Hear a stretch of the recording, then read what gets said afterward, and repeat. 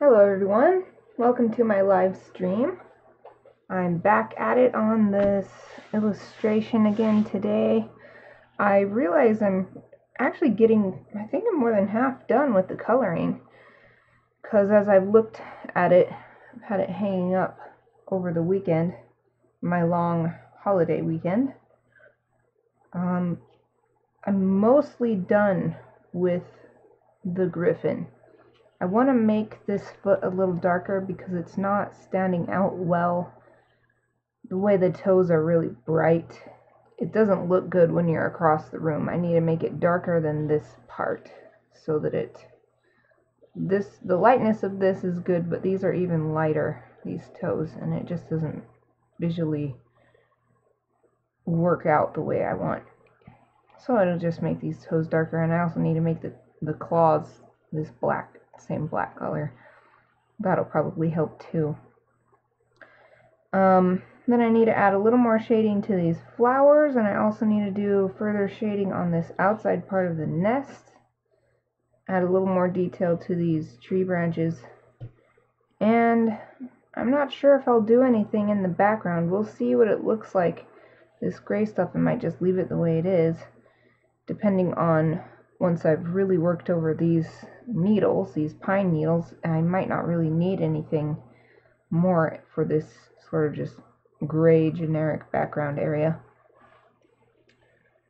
So I'm gonna start with this foot and get that settled. Might add a little bit more red to the back of this. I haven't worked this part of the Gryphon very much either, but the foot's what's been bothering me more than anything else. Let's see. What color? I don't remember what color I was using to get that nice dark, but maybe it's this 2000 color. So let's get that first.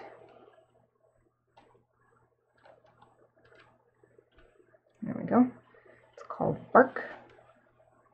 And I'm using these Derwent Inktense pencils. They're watercolor pencils, but they're so different from all other types of watercolor pencil that they don't actually call them that. They just call them Inktense.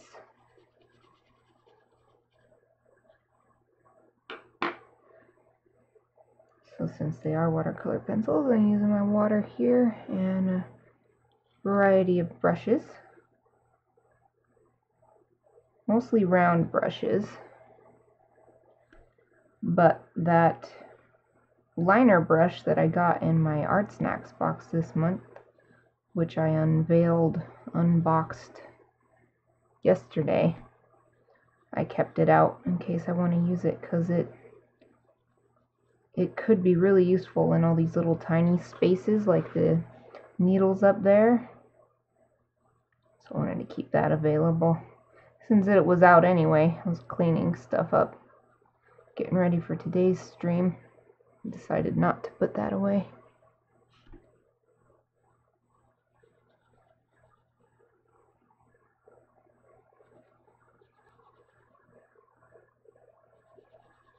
I want to have definition on these toes, but I want them to be darker, or at least just as dark as this darkest part of the leg above it. So I'm starting in the areas where I want there to be more shadow, and then I'm bringing that shadow up into the whole thing and thinning it out a little bit so that the entire foot will eventually get dark, and hopefully it will still have dimension at the same time.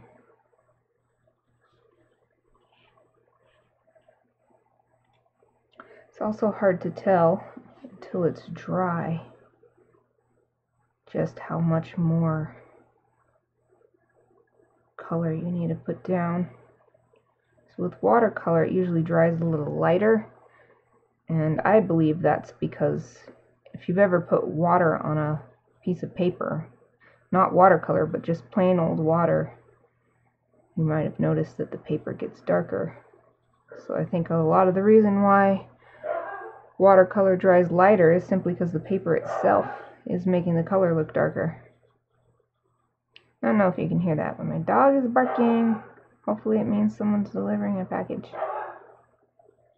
Sometimes that's what it means. Sometimes it's just that someone is walking their dog down the sidewalk in front of our house. Woo, woo, woo. It was Soon's birthday yesterday. That's why I did all my Art Snacks challenge was based on him. Pictures I had of him.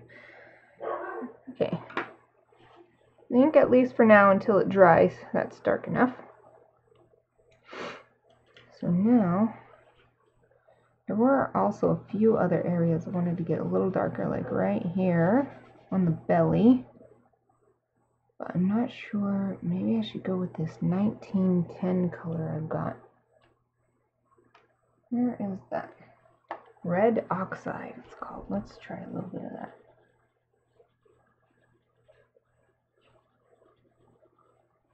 Because since this part of the belly is underneath the wing, it's underneath this leg, really shouldn't be getting very much light at all.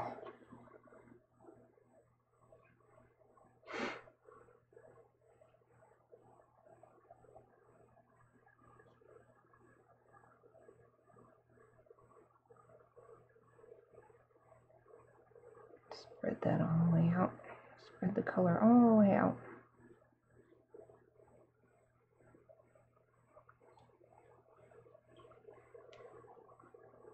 Yeah, that's pretty good. Oh, let's use this up here too. Just a little bit along here because it's got that halo effect I'm always talking about and always trying to avoid.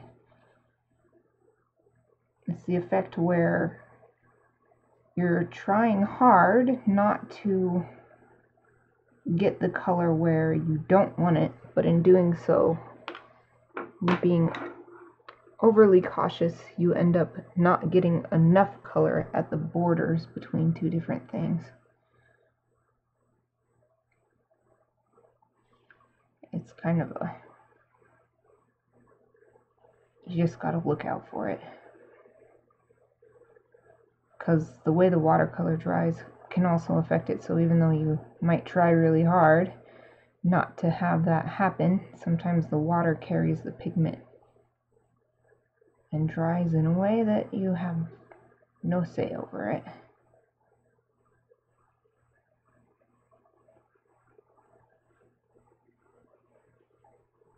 I think this should be enough to fix that up. It's already looking nice and even now.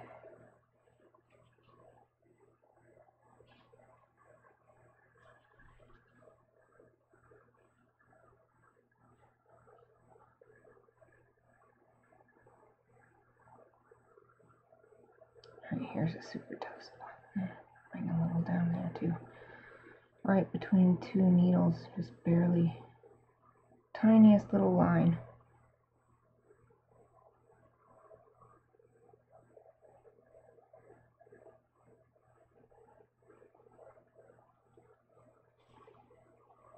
Right here where it transitions from the red fur to the black feathers. It's also kind of tough. Try to make it as smooth gradient as possible.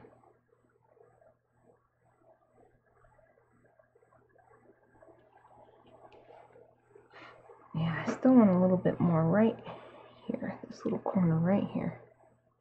So I'm just gonna, since the paper's still wet, I'm gonna take the color from the pencil rather than putting the pencil down. So if I put the pencil down on the wet paper, it's gonna do an effect that I'm not looking for.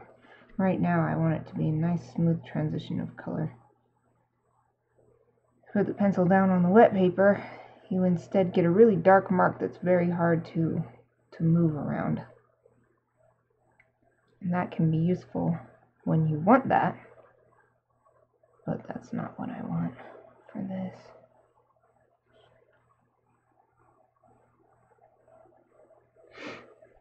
There, we'll call that good for now.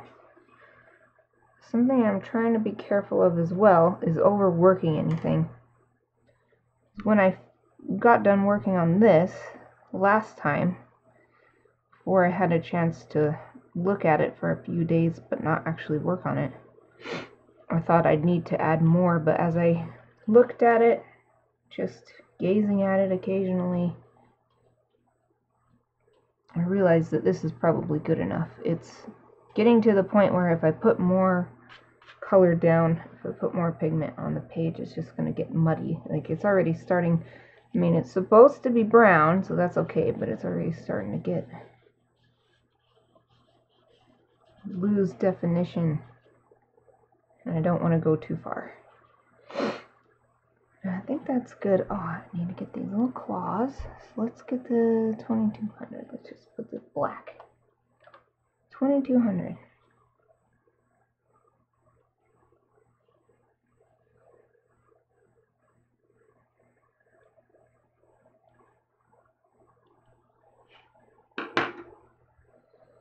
Since these are so small, I'm going to use my little tiniest brush that I own.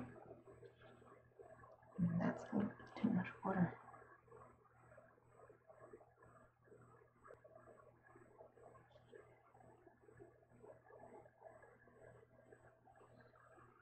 I actually wish I had an even tinier brush than this.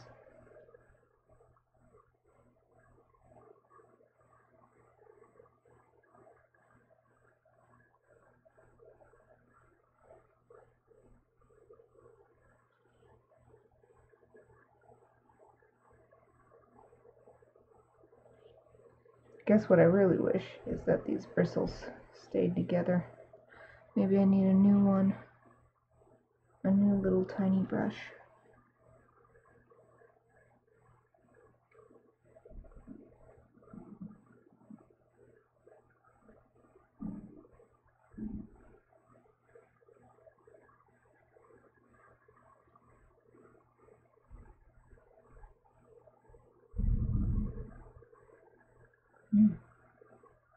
Trash is getting picked up next door.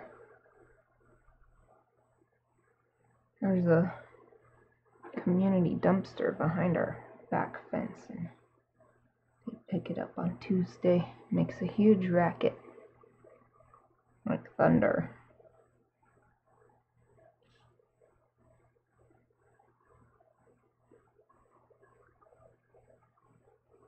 But I appreciate the work that the trash collection people do. Especially after a little, what was it? It was one of the PBS YouTube channels, I think. Pointed out that without trash collection, without sewage systems, there's no way we would be so advanced, the human race.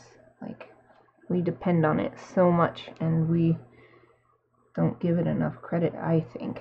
That's not what the episode was saying, but, or maybe it was, but I was like, dang, I really respect these people who do these jobs that no one probably really wants to do, like deep in their heart, like, oh yeah, I want to collect trash. I want to drive around in a stinky truck all day and deal with people who are rude and like fill their recycle bin full of extra trash. If someone in our neighborhood did that, I'm like, that's not how it works, guys. They're not going to pick it up. Unbelievable. I think of stuff like, if I won the lottery, I'd put on like a huge party for all the people who work in the sewage industry and trash collection, and even like the water, getting water to everyone's houses and everything. Underappreciated work, and people complain like taking it for granted. Let's see, 750. Move on to the flowers.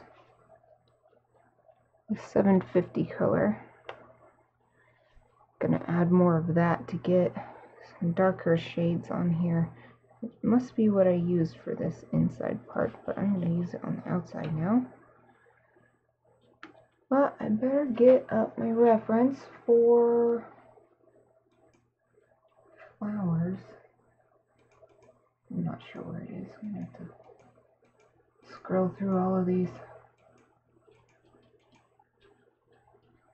I think my dog is right outside my door. I can hear his little nails clicking on the floor.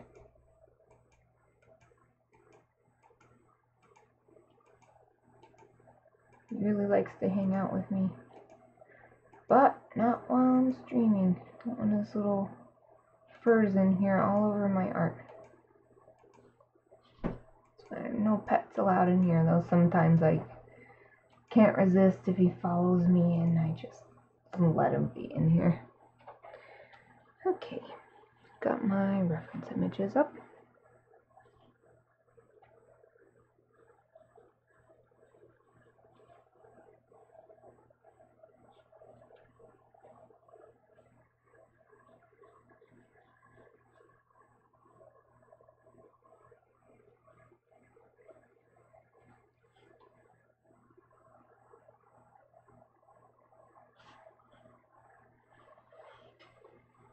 One of these flowers I drew directly from these references, so I want to make sure. Oh, okay. Make sure I'm still using them to see how shadows fall. So I don't need to make any too dark of shadows because this is totally different from these pictures. These pictures are mostly like well lit in the sun, so they have very strong shadows. But my illustration here is just it's like completely in shadow. So there's not going to be much hard shadow showing. Should all be really soft.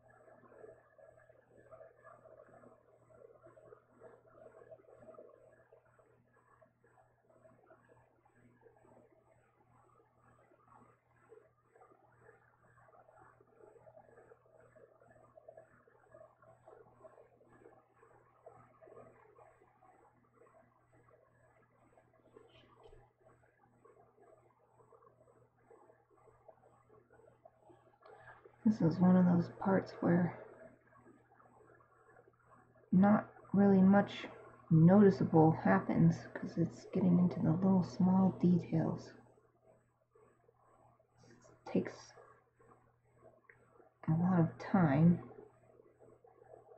but only little things are changing here and there, so it's not as noticeable.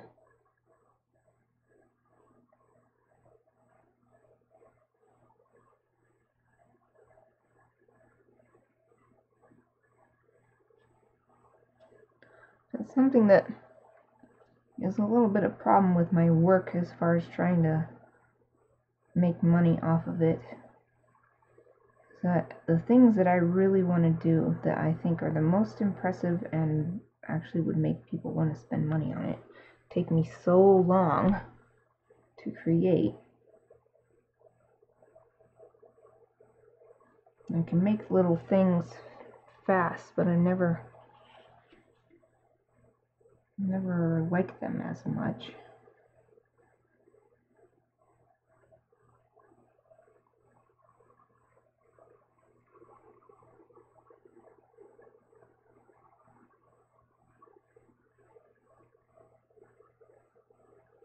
just not a fast worker or something. Well, what I think is worth making is not something that is easy and fast.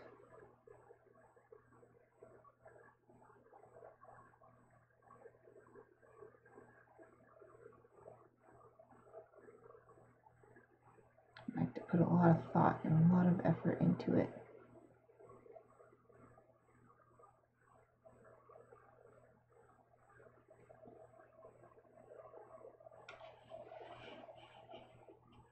Alright, yes, coming along. Should I now do some yellow? Go back to that last one.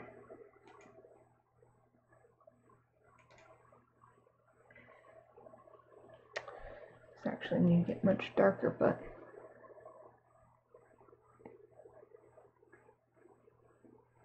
I'm going to use a different purple.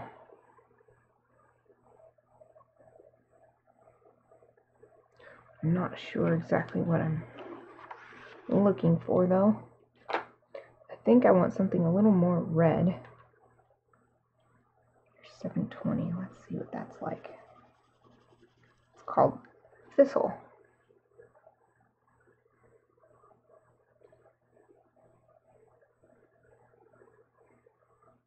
That's very vibrant.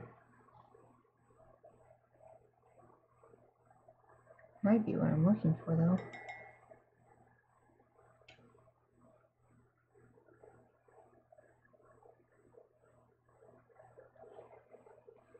Let's try its neighbor first, and then I'll see what I think. This one's called Dusky Purple.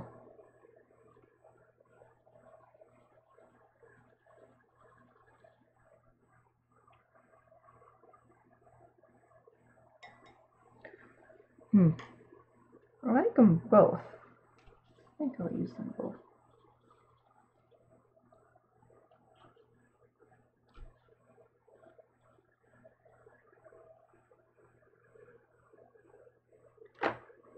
I'm going to use this 720 first.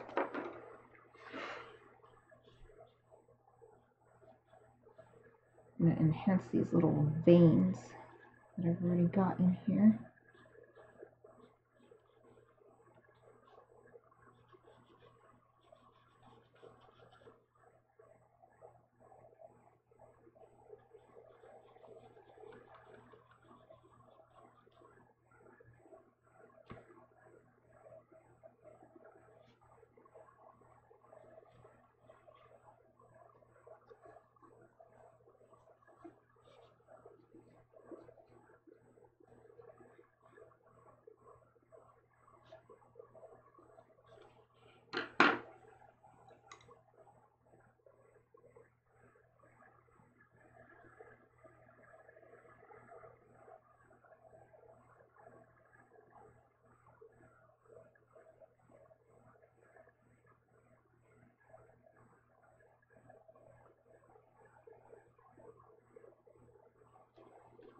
I wonder what the theme for the fair this year is.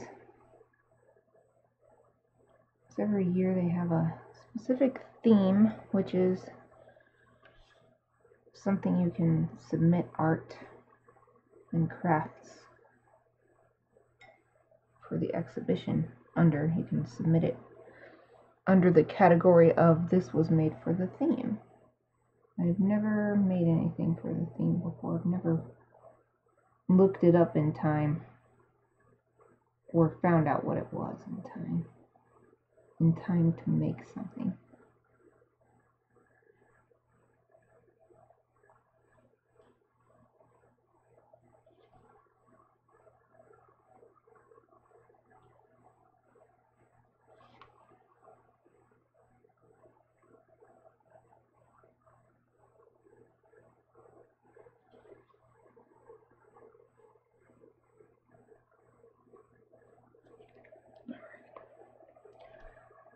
Not too much water on this green part.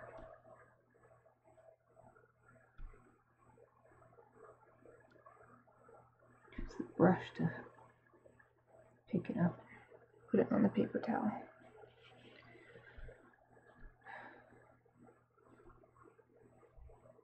And I'm going to use a mostly dry brush and spread this color out a little bit.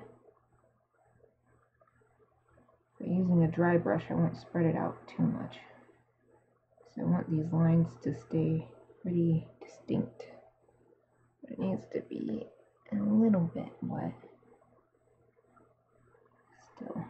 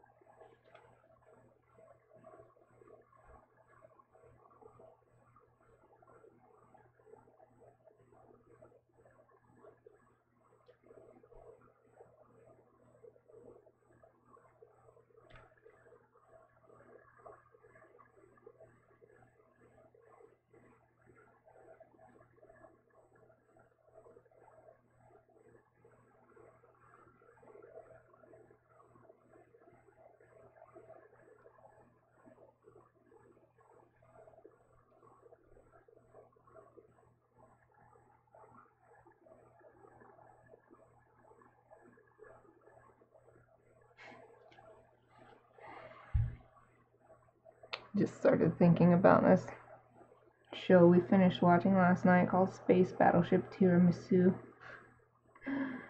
And the ending made me laugh. I was just remembering it. And it made me laugh again to remember it. I won't say anything. No spoilers here. But it was such a good show. I'm glad they're gonna make more next season. Yay! It was a really funny show. If you've ever watched a space-based mecha show, which is like a great deal of them, then you should watch it because it's got so many tropes, so many stereotypes. So funny.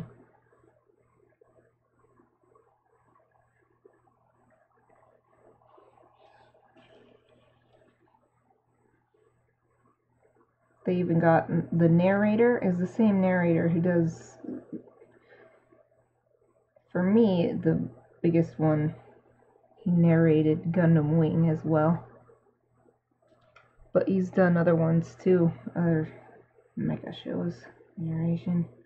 Probably more Gundam shows. I didn't memorize all his roles. He's one of my favorite voice actors though. What I really came to know him for was Bato from Ghost in the Shell. Akio Otsuka. He's one of the few voice actors that I can just remember his name, because there's lots of voice actors I like. Because of that, I can't remember them all. But Akio Otsuka is one of those. I recognize his voice and I'm like, oh, I can remember his name without even looking it up. He's been working for a long time. But he's still just good as ever. Super good voice actor. He plays All for One in My Hero Academia.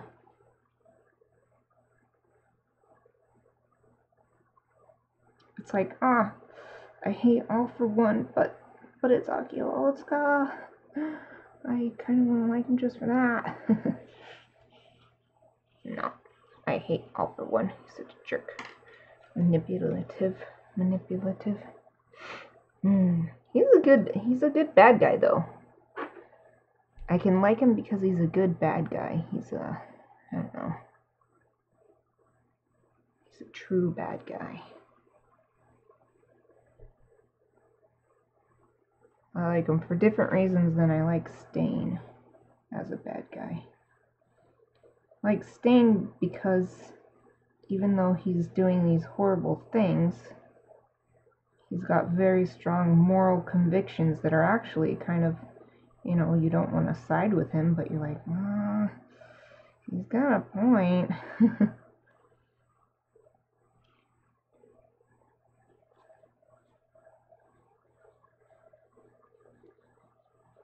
But All for One's not like that. He's a likable villain because he's like a true villain. He's a bad guy. He's a bad guy.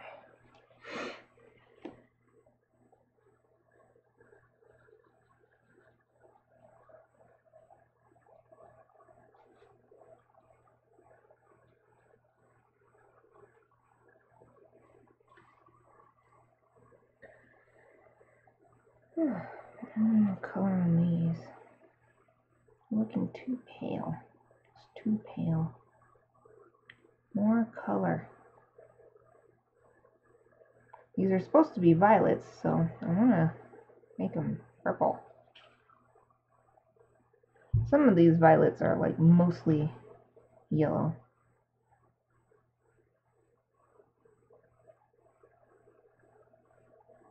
But I'd like mine to reflect their name more.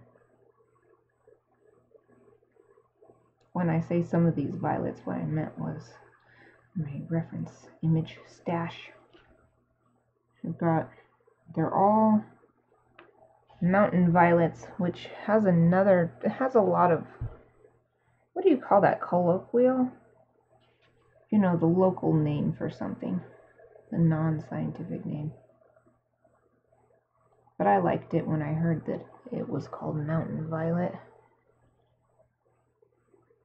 I love the mountains. I can't live. It feels so empty when there's no mountains nearby. I just need mountains in my life.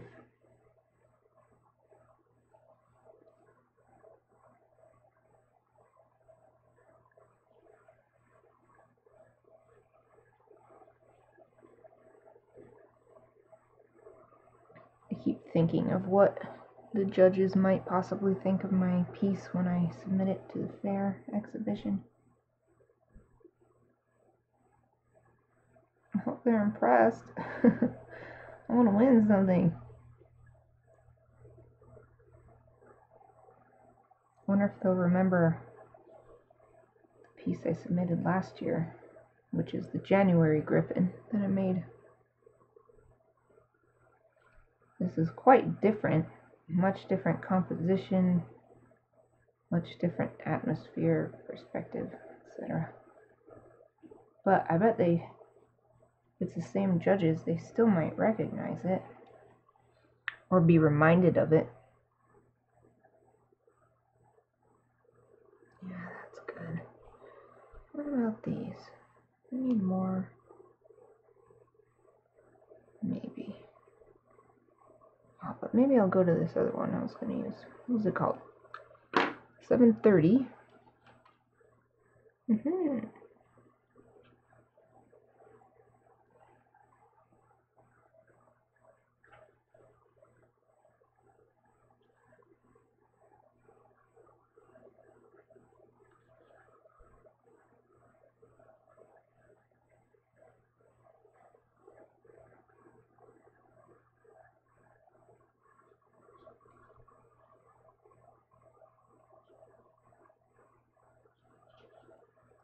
Just going to keep taking the color right off of the pencil.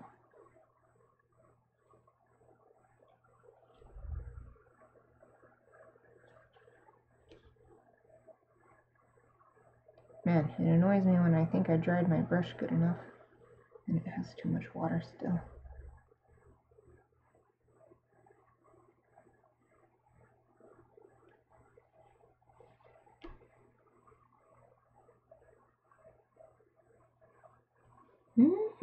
That is looking good.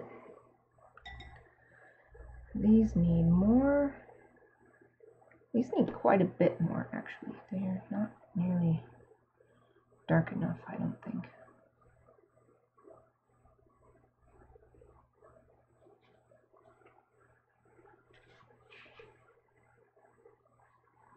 Ooh, that one got real dark. That got dark fast. I mean something different than usual. Okay. Drying the brush, spread this out gently.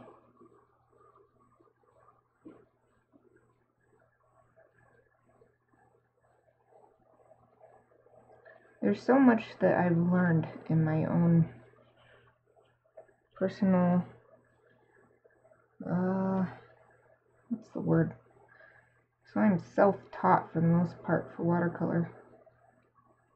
So I've learned lots of little tips and tricks that I use, but when I think about explaining to someone else why or what I'm doing, it's kind of hard.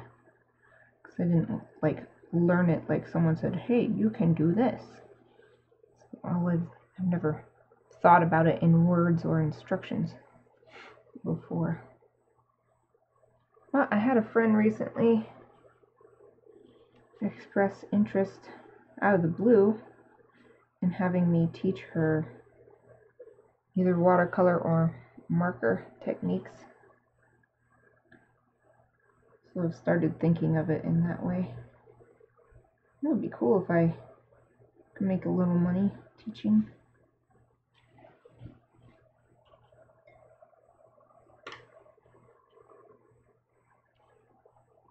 So what I want, 7:30. Yes.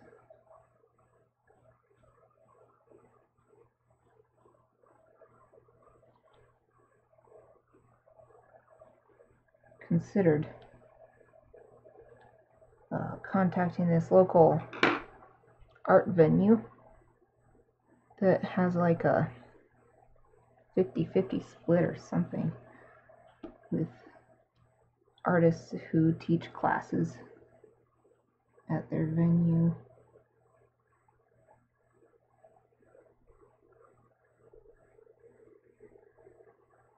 It's like they give a better split if you are a member, but I think it's like if you, I'm not sure what they mean by vendor, I don't remember, but it was just not going to work out for me to do that. You get a better split. It might be that you have to be an artist in residence and renting one of their spaces, paying for one of their spaces. Like, there's just no way I'm doing that. I have a great home studio, so there's no way I'm driving out of my way to make art somewhere else. And also pay for it, because I'm not making anything right now. I'm not making anything off of my art, so there's no way I'm paying like $50 a month or whatever to rent an artist space.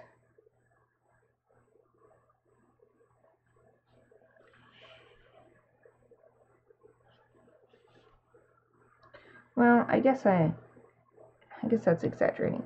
I have one friend, my very lovely bestest friend, who is supporting me on Patreon. I have an income of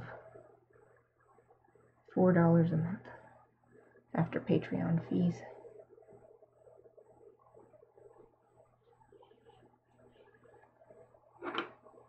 It's like, how someone believes in me. Well, and then my husband is helping me too, so he believes in me.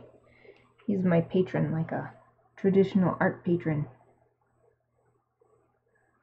Like the way it was in the old days, not like when artists didn't make art to sell it, they made art because the patron was paying them already and paying for their living expenses.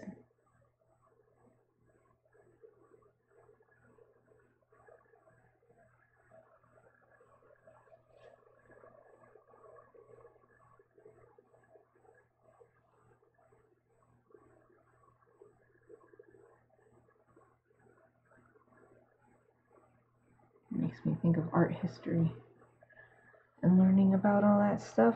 And then that makes me think about college. It makes me think about how I need to contact BSU today. Last week, I filled out this little thing that was like, oh, you need more information? Fill this thing out. So I did, and it did nothing but sign me up for some sort of thing.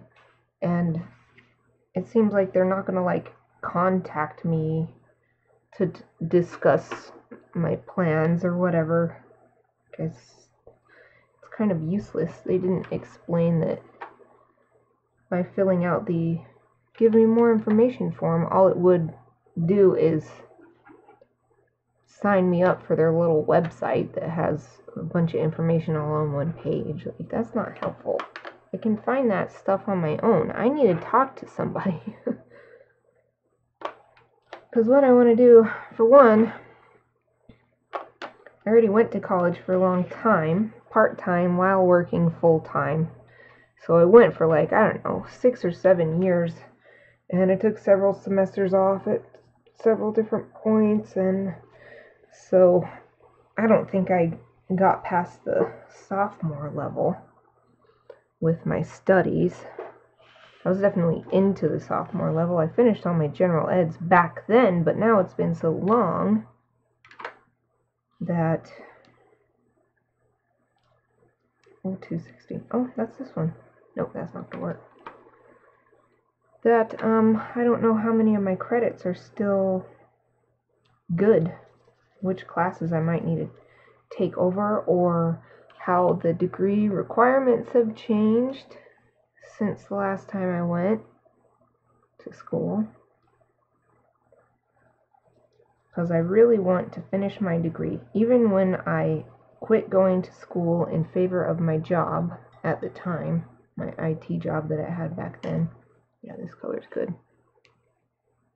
I was still like, I'm gonna go back eventually and finish this degree, because I don't want to leave it unfinished. I worked on it all that time. I want to have something to actually show for it. So they started building a new art building, which is super exciting because I started attending BSU because its art offerings were much better than the school I was attending in the town I lived in at the time, which is ISU. Much better art offerings. All ISU had was like graphic design. That was a degree you could do.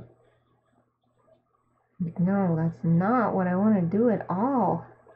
I really wanted to do illustration, and BSU actually had illustration as a degree. Super excited.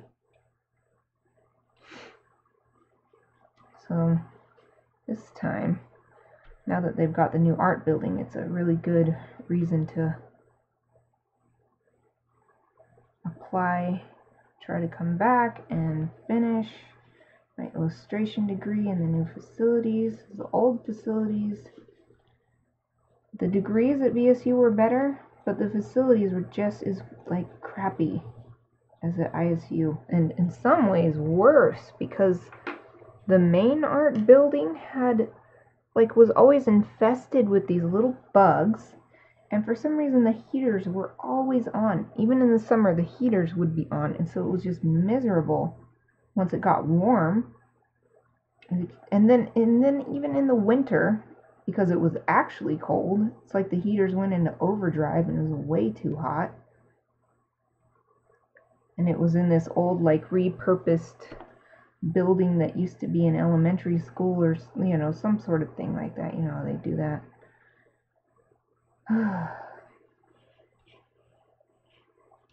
All their stuff was old. All their equipment was old, easels and stuff. And now the new building, yay! Like, there's all this stuff they're promising it's gonna be, and I'm sure it won't be like that right away. There's always problems and stuff that you gotta work through, but just the fact that it's a brand new building, the structure itself, where all the art stuff is in one place and not in like 3 or 4 buildings all across campus, which is another thing that really sucked, because sometimes you'd have to like literally run to your next class because there wasn't enough time to get there unless you ran.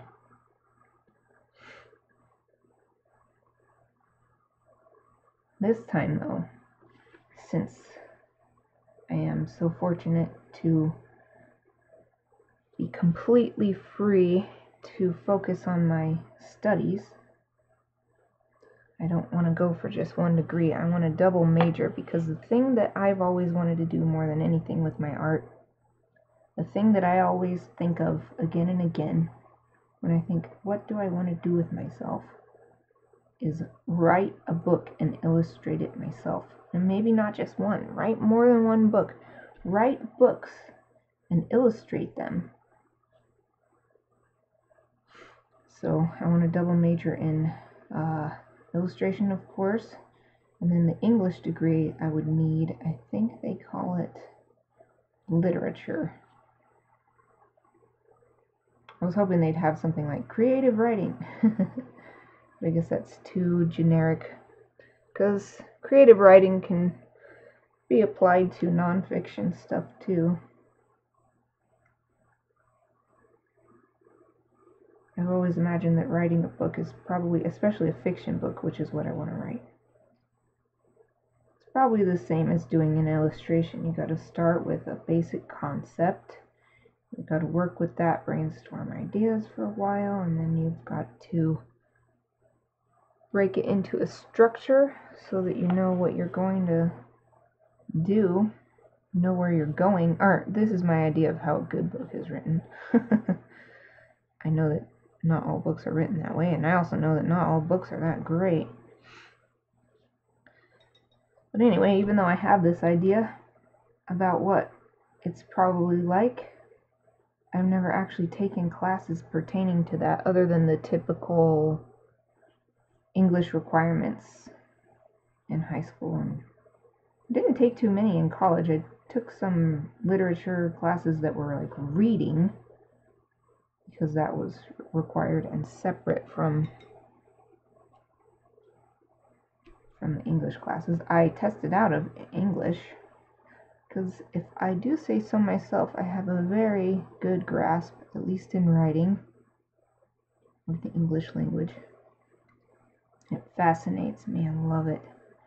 I love English, but I also love Japanese too. It's really hard. So that's the third thing I was going to do, not just double major, but also continue and complete the minor that I was working on before, which is Japanese studies.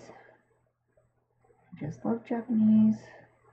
Love everything about Japan. I've been reading the history book that I bought when the Government of Japan Facebook page posted that it has all these new translated books, Japanese books.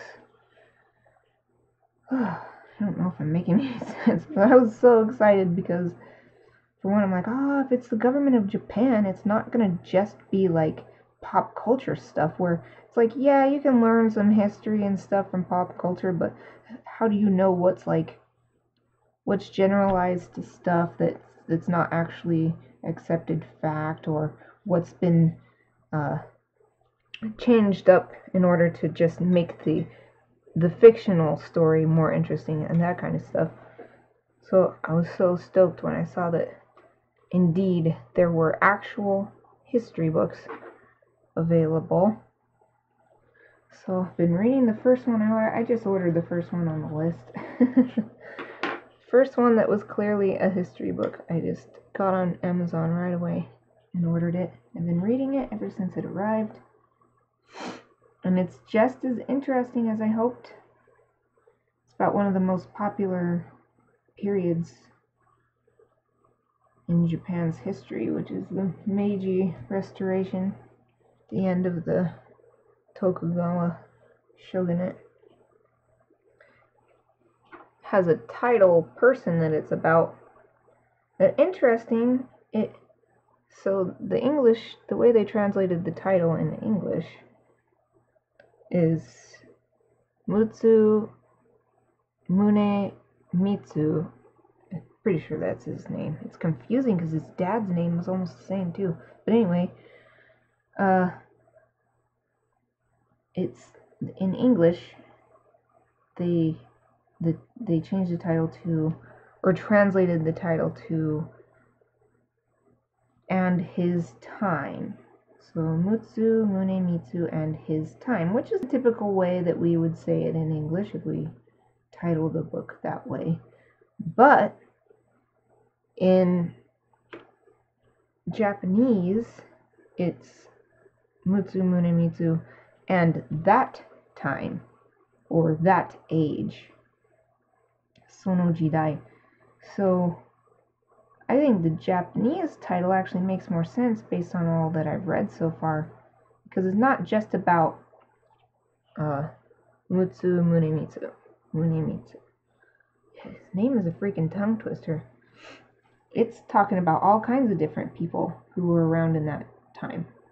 It's like, yeah, he's the main focus, but they've talked about people who came before him in order to set the stage and make it more understandable, to give context to his actions, his personality, his influence, etc. So, the Japanese title, the more exact translation, is more appropriate, I think. But in English, it is what we'd normally say, and his time and her time, whatever. If we're going to name a specific person in the title, anyway.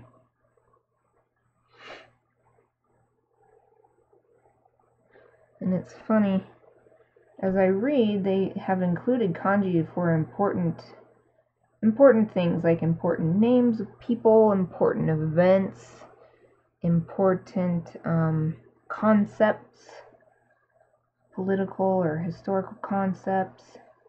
They've put the kanji in parentheses, which I appreciate, because then I can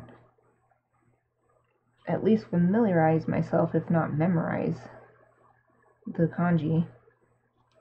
But then I try so hard to commit them to memory, or at least take a good long look at them, so that maybe I'll recognize them again later, that by the time I return to reading the sentence I had been reading, I forget what the sentence had been talking about. So I have to read it over again from the beginning. Yes, I am quite liking how this is going indeed.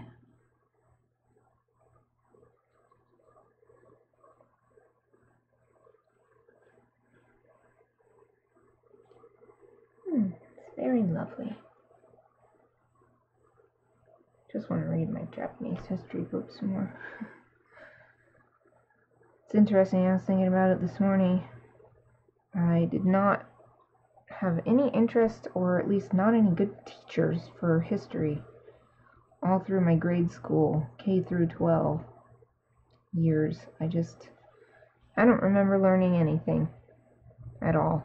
I don't remember ever having an interest or anything. But then, when I did my Western Civilization history course at, I don't remember if it was BSU or ISU, but in college, it was so fascinating, and I loved everything about it, and I loved writing essays for the class so that I could learn more about a specific subject, and it was so amazing. And I was like, wow, I actually really like history. I alwast thought I didn't, because I didn't enjoy any of my classes particularly in high school or grade school, whatever, till that point. So I wonder if I even would have found Japanese history this interesting when I was a kid, or if it's still part of the same thing, being an adult makes it more interesting.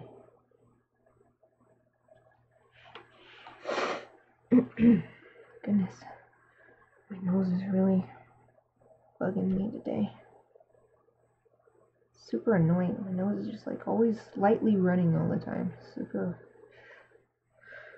annoying. What's this? Need a little bit more right here. Not really looking at the reference images anymore. Now I'm just working for this picture. Just doing what seems to look good for this picture.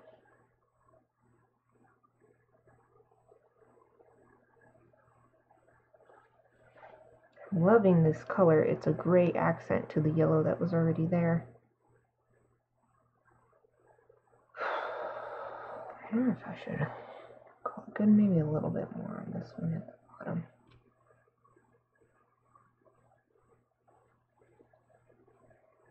Oh yeah, that's lovely. That is beautiful. This color is beautiful. Spreads really beautifully.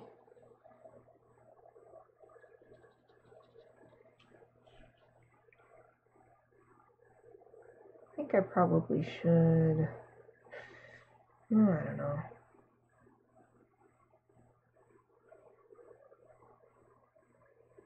This is probably a thing I should look at it before going any further. I'll leave the flowers at that. So now I need to do the greens.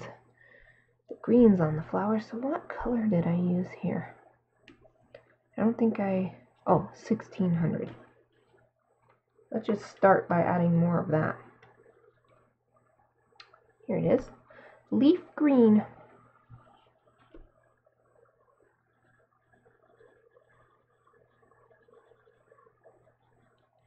Should probably use my little super skinny brush for this.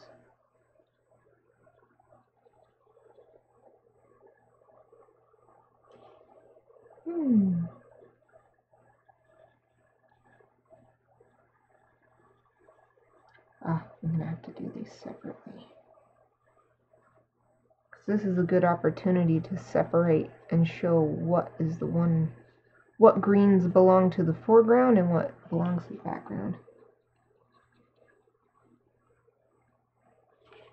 So I will put water on the background one first and let it dry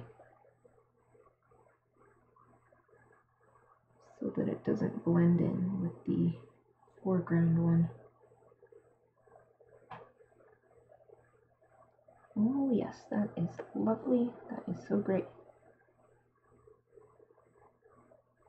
I was getting really exhausted with this illustration, but now that I've realized I'm really close to done, at least with the coloring, I kind of got a little bit of a second wind.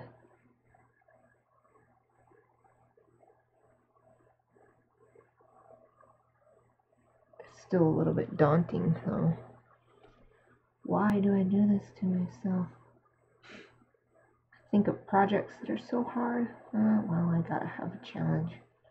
Life's not fun without a challenge. Especially a challenge like this where you're not gonna lose anything. It's not dangerous. It's not a trying time. It's just a tough thing to try to accomplish. So let that dry. Let's put more on this one.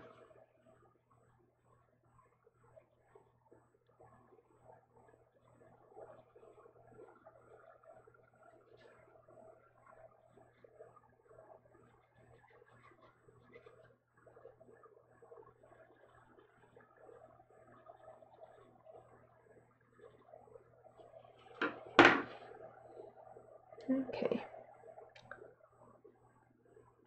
Still using my super tiniest brush.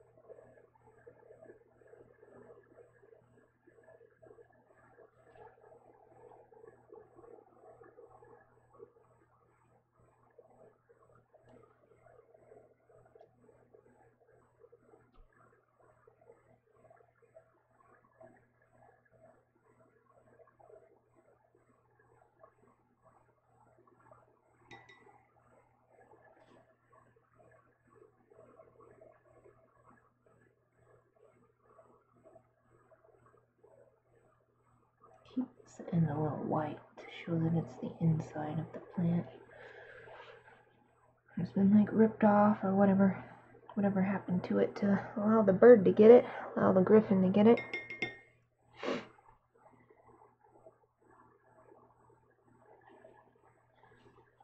And It's all dry, so now I can work on this foreground.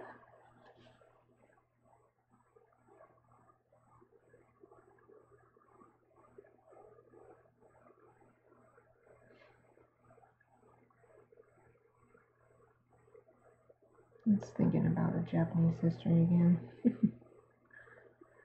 It's like I'm reminding myself of the manga Kiss Him Not Me. That's what they translated it to. They actually changed it. That wasn't a translation, it was a full-on change, but such a great manga because it really resonates with me as a female otaku and fujoshi. Like I just really got it. Like the author is clearly like one of us, not just someone looking in from the outside and writing a parody. This person understands. And so in it they have a parody of Tolkien Nambu, and it's Tolkien Kachu, so instead of, or it's a Kachu Nambu.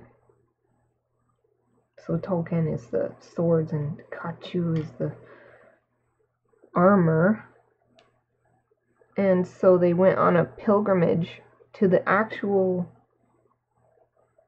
like, remembrance of this historical general, and they went because, you know, they watched the anime and so they like the character, but they are also like truly honoring the real person and everything. And I kind of feel the same way because I'm reading these things and I'm seeing like events and I'm like, I remember that from the game, stuff that I only learned from the game, like, because you can't. It's so frustrating when you want to learn history. It's always Western centric, and learning Asian history is always just, you know, like one chapter the whole semester on Asia as a whole, which is just ridiculous because there's way too much history in all of Asia to fit into just like one or two chapters. And because they'll call it, oh, this is your world history class, but then it's like you spend a whole month on France, you spend a whole month on Britain, you spend a whole month on Germany, whatever, and then Eastern Asia at least is just like all one thing. They're all packed together as if they're one single country. So you really don't get to learn all this cool stuff that happened. It's just as important. It's just as important to me as the French Revolution. Like, I've never been in France. It's the same level of importance to world history. But they don't, like, the only thing I ever remember learning was like about the ships coming in and forcing open Japan's trade and etc. And that's some Meiji era stuff too. And it was a big reason why it happened. The Tokugawa shogunate fell, etc. I want to know the details. So I get really excited whenever I, like, Sakamoto Ryoma. I've seen his name and it's like, I recognize that. I recognize that name. I know who he is. There's like multiple things I've heard of him in Hakuoki, but also Token Nambu, the anime adaptations. And there's a super cute anime that I haven't finished watching that's like Japan's history, but it's all with cats, so it's all silly. But it really is based on history, so it's got like true stuff, but then it's like cats. So they have like the Shinsengumi, and they're fighting at the, what do they call it, Ikedaya incident, and they're like fighting, but the way they're fighting is with little like cat wands, like cat toys, and the way they win is if the other cats can't resist playing with the toys. Just really super silly. Like, you're not going to actually learn Japanese history from this anime. You have to know it, and then you really can appreciate it. I don't know what's... I've always been frustrated trying to learn Japanese history, but it feels like it's gotten even more intense, my desire to know more. I guess it's perfect timing though, because this year I found my route. I found my way in to learning.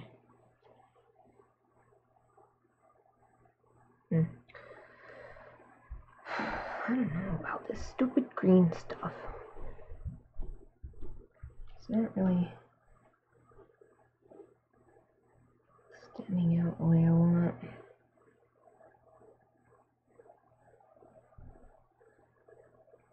Just gonna keep working it for a little while. I guess I need to make this back one even darker. Guess I'll work on this one for a little while first. Let that one dry.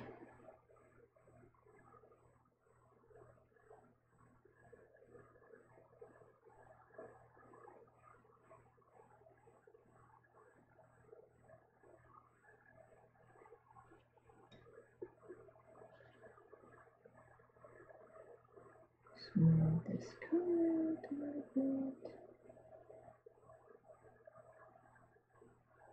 Don't want any really hard shadows on this. It's got to be all nice and smooth because of the environment that I've created.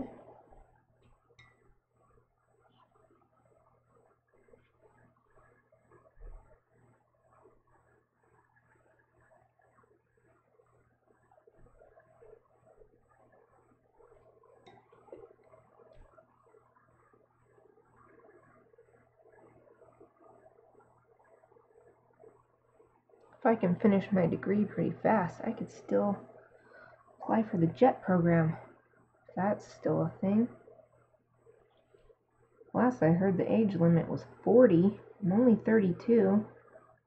Say it takes me 6 years to finish everything. I'd only be 38. And I'd really like to finish university before that.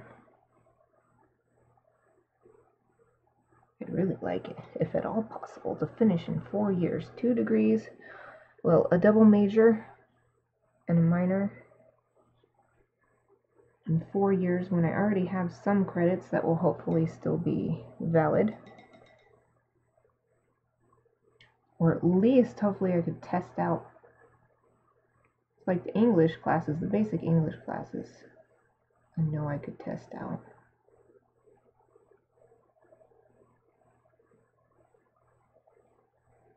I'd kind of want to go back to all the Japanese classes though. Like, I hope that all those credits have expired because I'd like to go back to basics.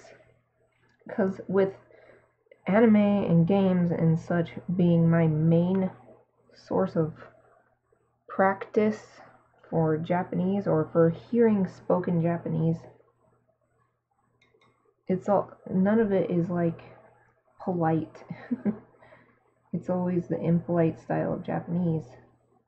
And I'd really like to have that basic foundation of polite speech and make that my default so that when I go to Japan, I won't embarrass myself or offend anyone. Although everybody is really nice in Japan, so they were impressed when I went. The one time I've gone to Japan, I was in 9th grade and I was part of the Sister Cities Exchange, Pocatello, Iwamizawa. And they were so impressed when I said the littlest thing in Japanese. They were like, "Oh, good job. That's amazing."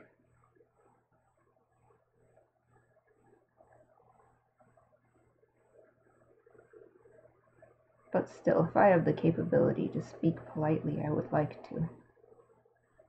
It's so easy to forget when all you hear is this impolite speech.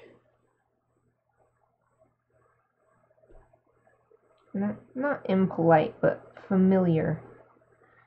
Because it's not like it's rude necessarily. It's rude if you speak that way to someone you don't even know. But most of the time in anime, people are like friends, so they speak more familiarly. Regularly. You know what I'm saying. Dang, I want to really get this darker. I'm not able to do it.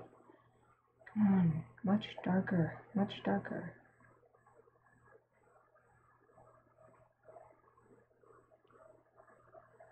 Okay, that's better.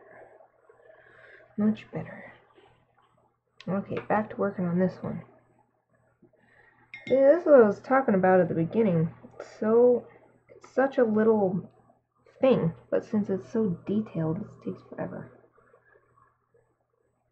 It takes forever for me to get it the way I want. Could just call it good, but that won't win you the ribbons and the prize money.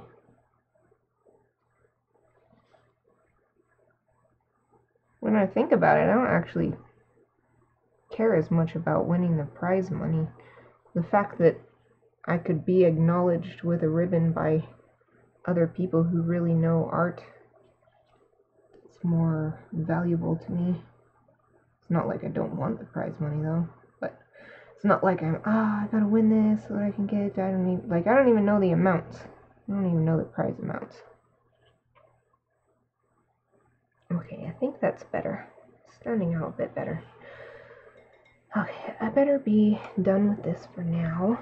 Don't want to overwork this either. Okay, so what else needs a little help? Wonder if I should do a little more with the eye. The eye of the... Let me get to a... I remember these eyes being super dark, actually.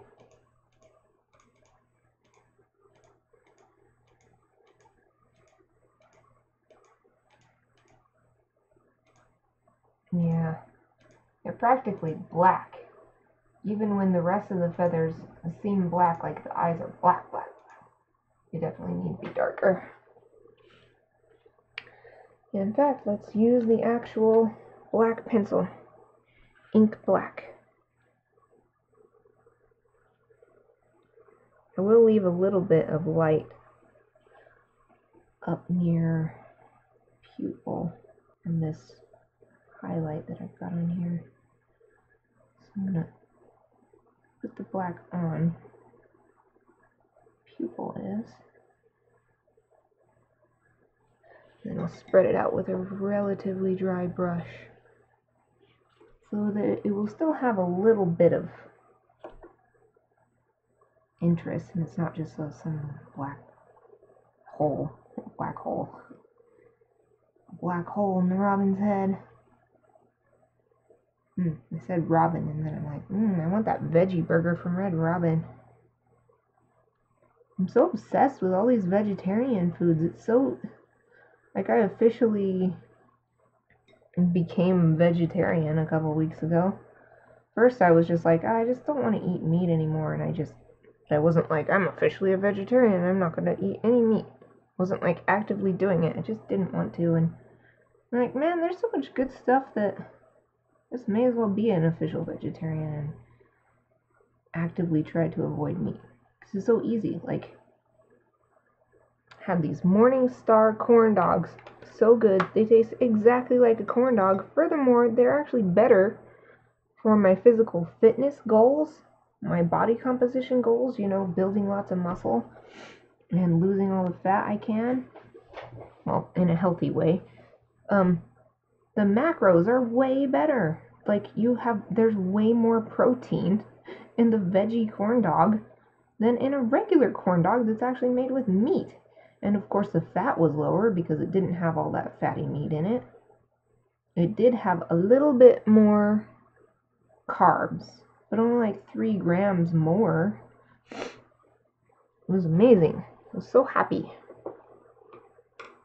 I'm finding that with a lot of stuff because fat has always been my problem when I try to focus on my macronutrient goals. I always have way too much fat. My carbs are always on point. Like, I don't even have to try with the carbs.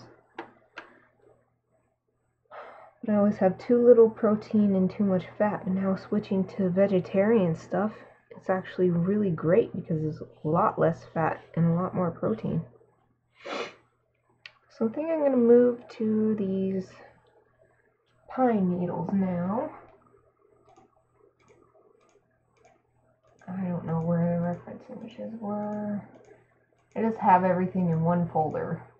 So I have to like click through everything before I find it. Okay, it's got to be coming up. There they are.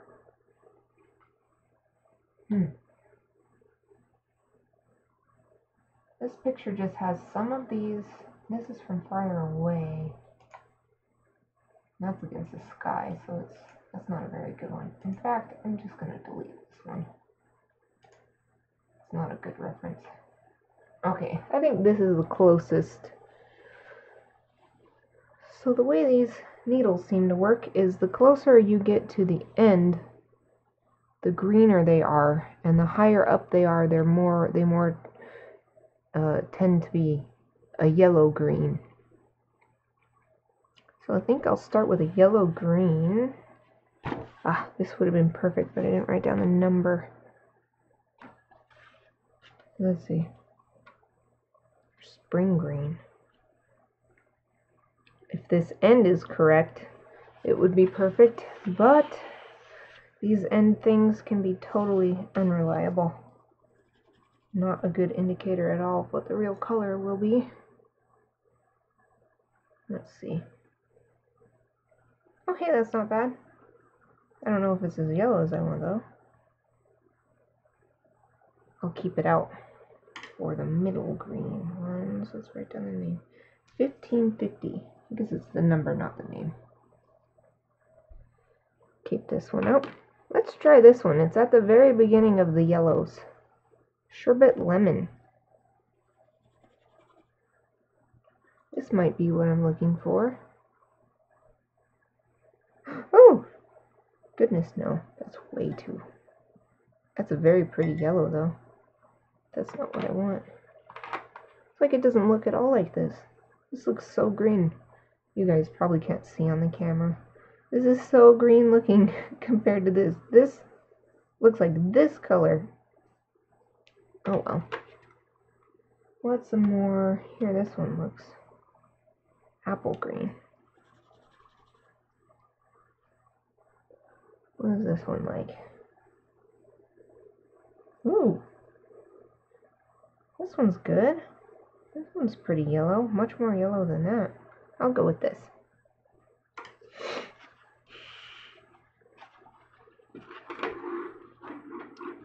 Stay up, little reference sheet. Okay. I don't know what to do with these. What am I doing? I was going to put that in the water. I wanted to sharpen it. I need to go get my sharpener.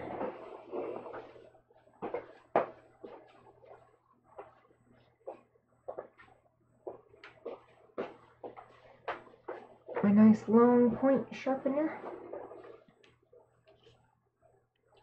I need this to be as small a tip as possible so that I can get in this little tiny area without going outside the lines. And it doesn't look like I've used this much, if at all, because it still has these grooves from the industrial sharpener.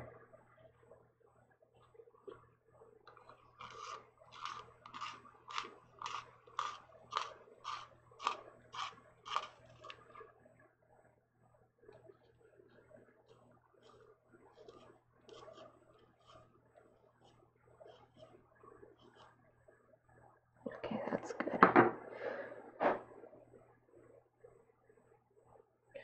These have been really good too, because sometimes with my Prismacolor pencils, if I sharpen them long like this, then they'll break. Or they'll be wobbly in the case or something, but that doesn't happen with these. You can sharpen them nice and small like this and take away a ton of the wood, but it's still nice and sturdy, and it's not like wobbling around or anything. Okay, so this is the green. So it gets darker toward the end. This is obvious what needs to be yellow because these are towards the end. So I will start up here. Ooh, this is going to be tough. I'm going to have to put my finger right here because it's coming out like exactly the same color as what's already down, so it's going to be really easy to forget where I've put down pigment. I don't want to forget because I want to put the water on it. Spread it out, seal it in.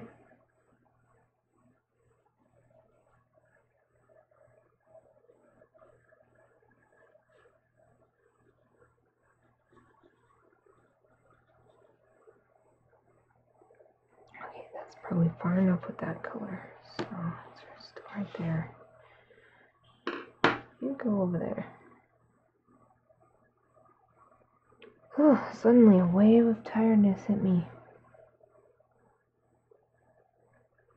Well, maybe after I'm done adding this color, I'll be finished for today. Just add this color to a few needles that seem to be appropriately placed. Because here it's obvious because I have an actual branch drawn in, so I can tell which are closer to the end of the branch, and therefore which need to be a darker green, a darker, less yellow green. But on all the other ones, I don't have any branches, so I just gonna have to guess. Gonna have to make it up. Oh yeah, that really makes a difference.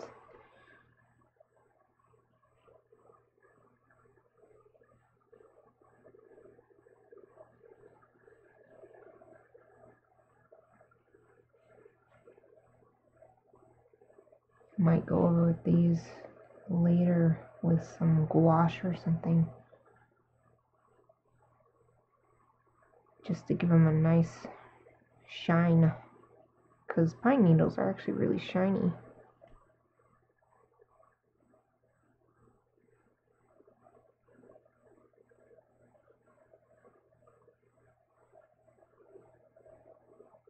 This is great too because then I can help distinguish the needles that are farther in the background from those that are closer to the viewer. So I gotta be careful not to get this green onto this one right here. This yellowish green.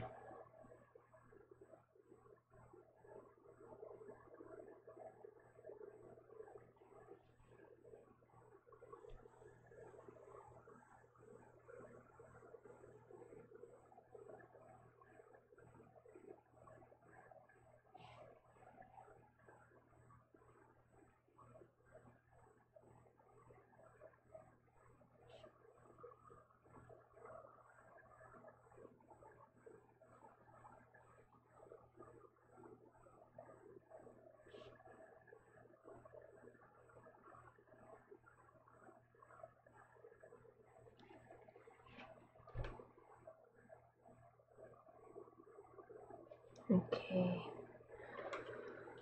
these are spread out. Guess these ones higher up, these ones that are shorter, not as exposed, are surely higher up on the branch, and therefore need to be this yellow or green.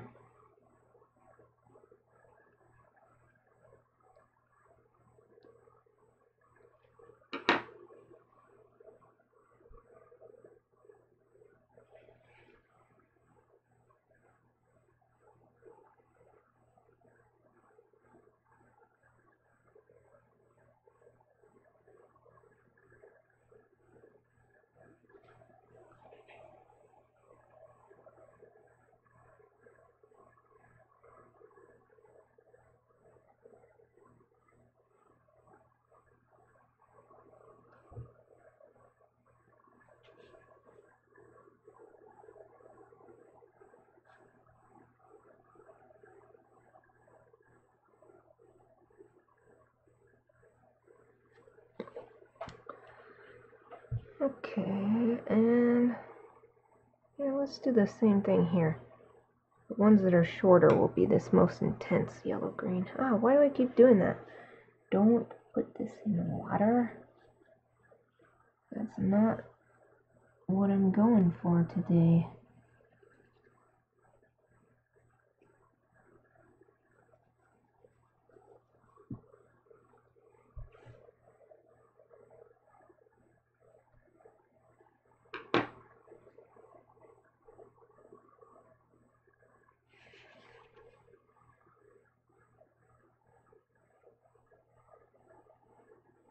Still need to go find and unpack my framed artwork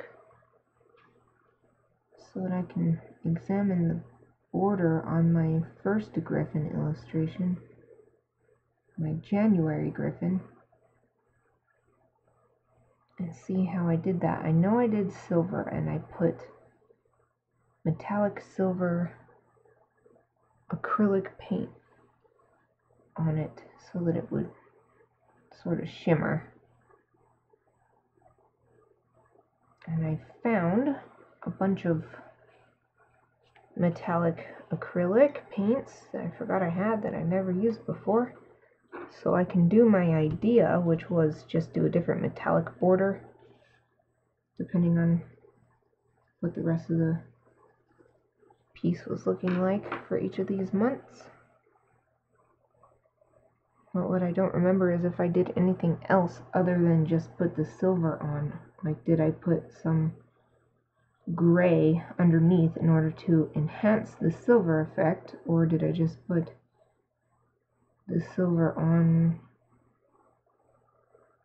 only? And it's not something I can really look at the scanned digitized version for, because it's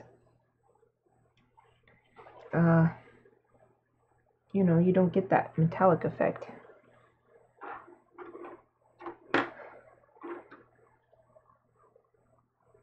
When you scan stuff, it doesn't reflect like that. Okay.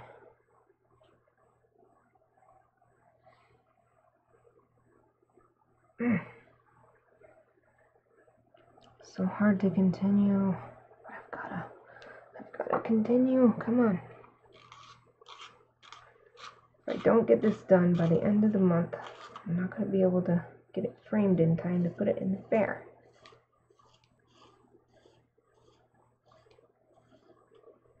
And like most gallery type stuff, they always consider largeness.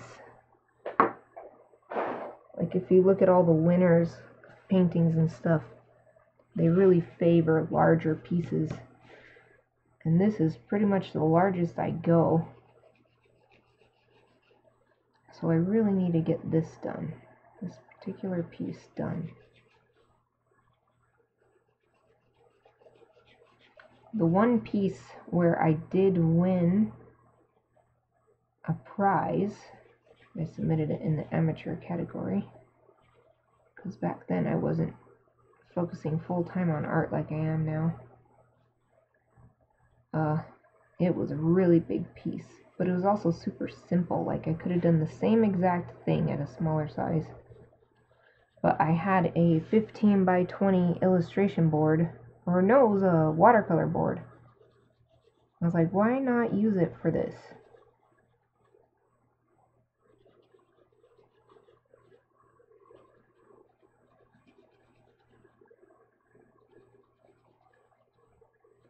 It's unfortunate that there's so much emphasis on just making larger work.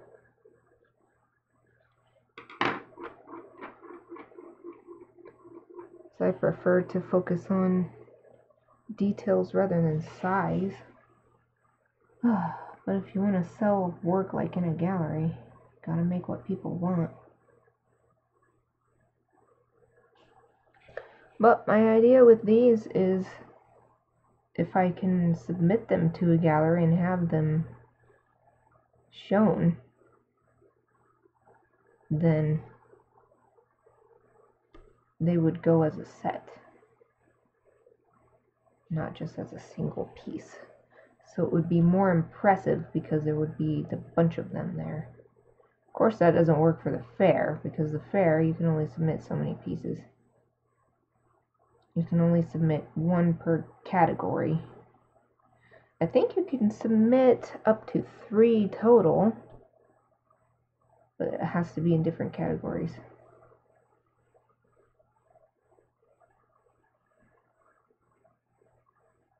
Or maybe you can submit as many as you want as long as they're all in different categories. I can't remember. But at this point, this is the only one I've got, so I don't have to worry about that.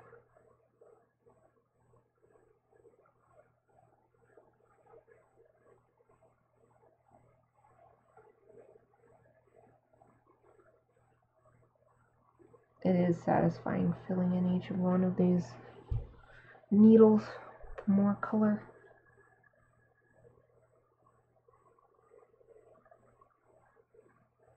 It's like creating your own paint by number. Then you just fill it in.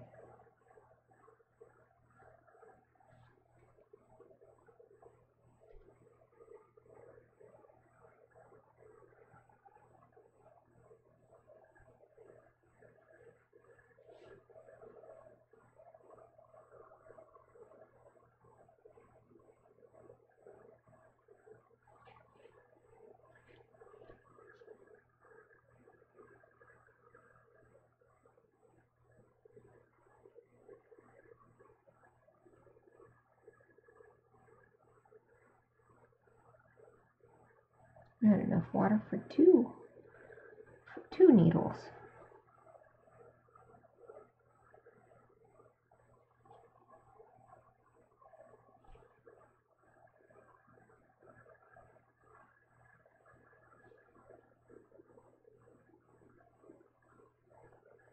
Overall, it's not actually that big of a difference between colors once it's on the page here. At least I know. I know that they're different colors, even if nobody else notices.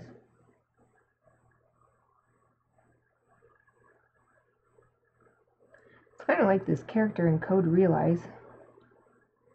They describe it right from the beginning. They say that he has 2 different colored eyes, but it took how many playthroughs, because you've got to play through multiple times to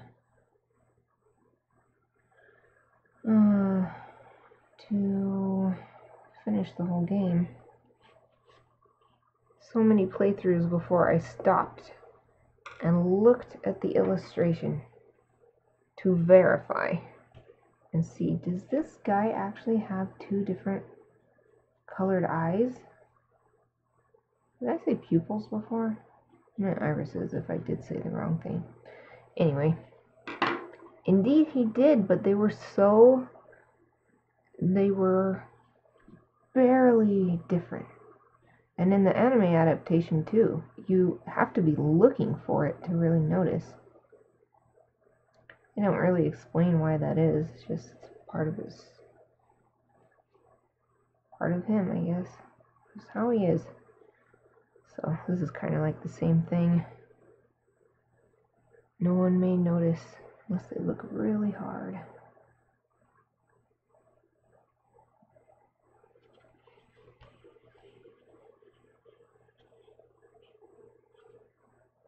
As long as overall it seemed like a variety in color, even if people aren't noticing the specific change. That's all that matters to me. I just don't want these to look all plain and flat.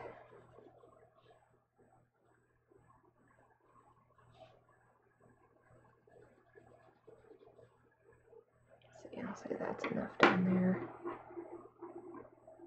Oops, wrong brush. I want my little tiny brush.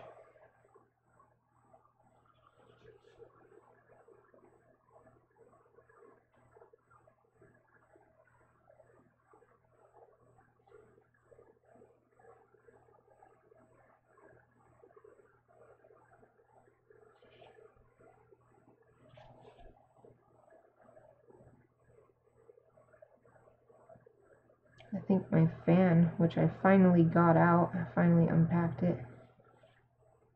I think think that's also part of the reason why I get so sleepy when I start working on this.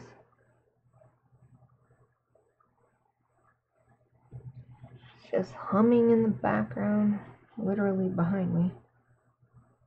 Humming away, so relaxing.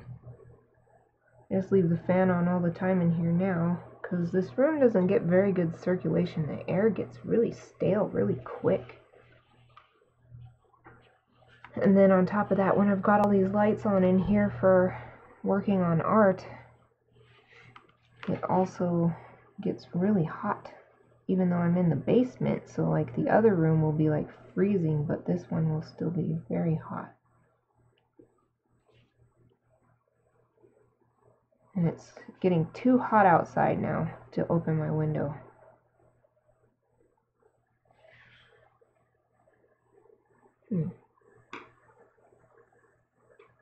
Guess I'll wait a second.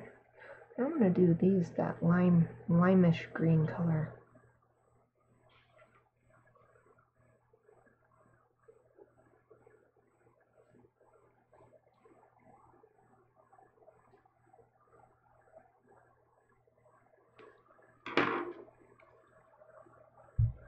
Just thinking about it for a second.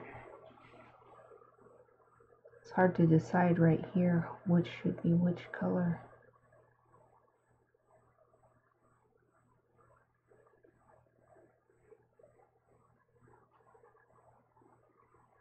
But again, all that really matters is getting a variety.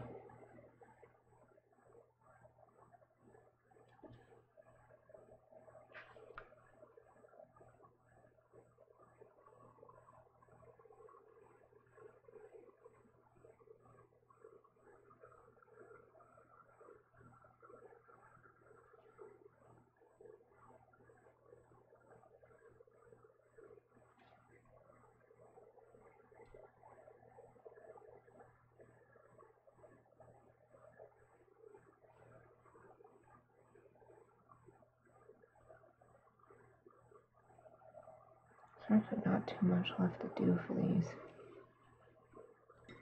Let that dry for a minute. I want to remember to use this apple green on those three right there, but in the meantime, I need to get a darker, richer green. It's this one. 1520. Have I tried this anywhere? Looks like not. Ooh, I never wrote this down. Gonna write it down in case I need it. 1400.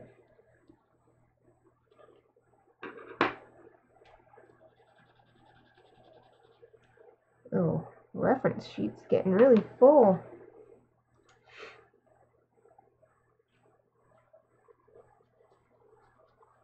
Don't know if that's dark enough. It is richer. And it's very... But then this will dry lighter, so maybe not. Something more? I need something more.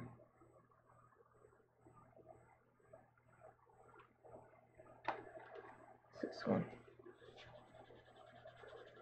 I want it to be bright, but also deep.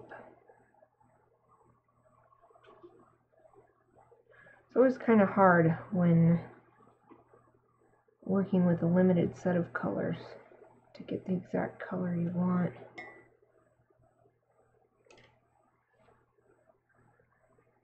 I don't like this one any better. In fact, I like it a little less because it seems about the same darkness. It's just less vibrant, and I want vibrant.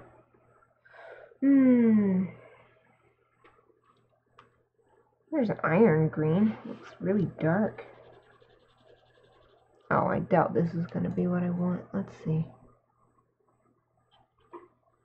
Oh no, that's like a blue. That's a lovely color though. Not what I want at all, but very pretty.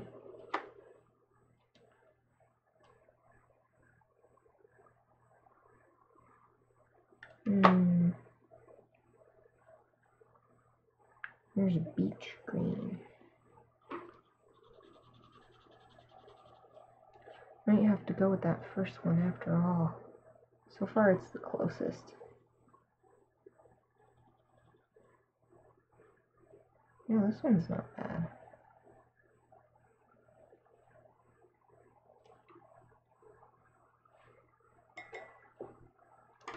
Well, I'll let that dry. Remember the second one is beach green. And I'll see what I think when they're dry. In the meantime, I'm going to do this apple green and these three.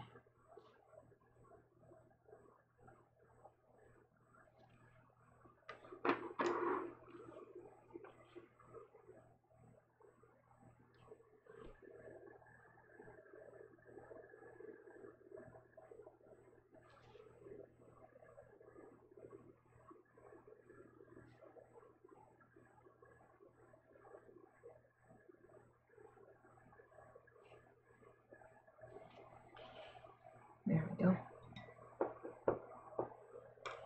Okay, has this dried? Still a little bit wet, but I think that's more what I was looking for. So I'm going to stick with the beach green.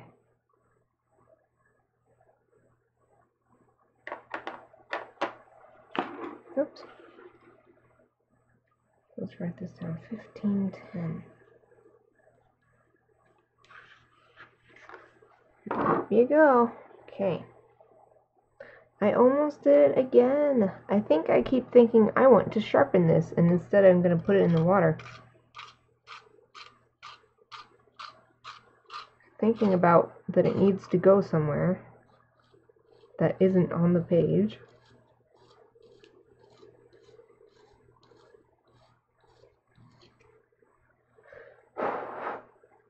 Nice and sharp. Guess I'll start over here.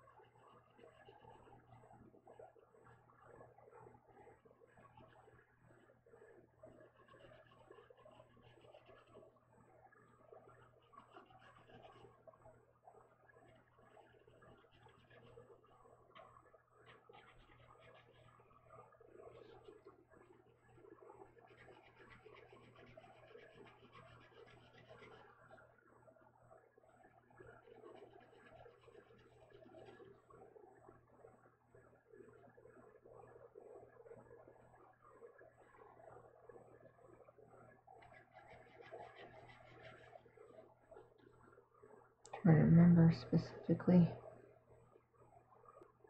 Make sure I'm not adding this color to ones that I have already colored on with a different color. Okay, that's enough for now. Let's color these in. Add water to it.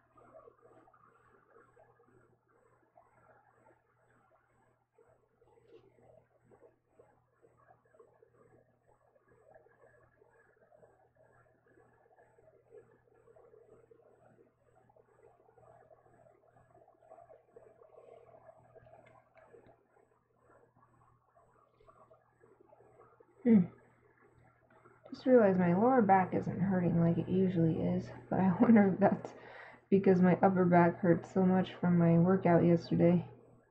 Maybe I'm just not noticing the lower back. So I decided to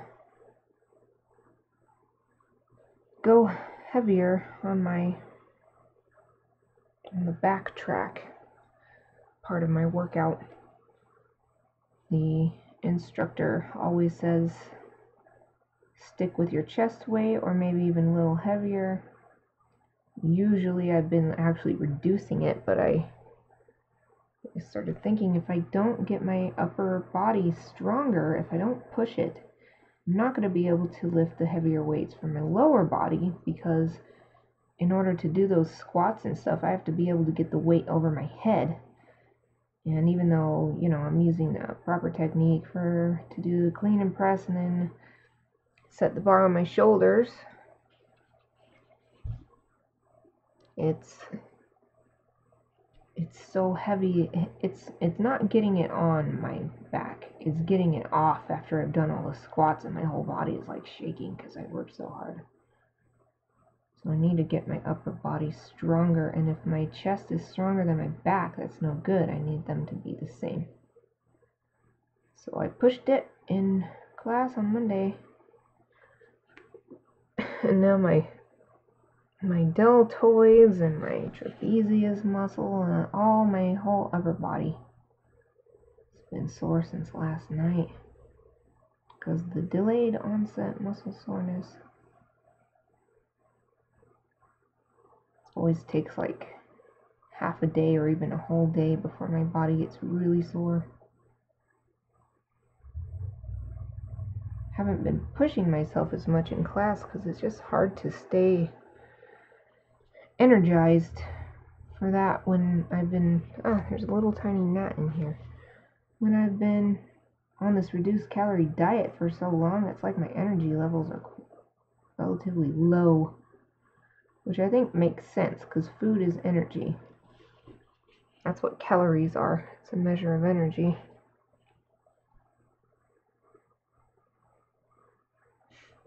But I gotta keep working on it because I want to cosplay like super buff, ripped characters using my own body. I've got to get rid of this spare tire on my stomach. The only way to do that is to do reduced calories. That's how you lose fat.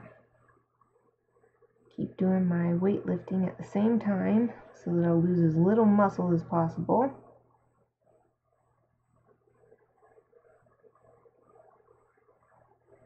Just gotta keep working on it. It's just such a slow process. It's like, oh, come on. I've been doing this for months.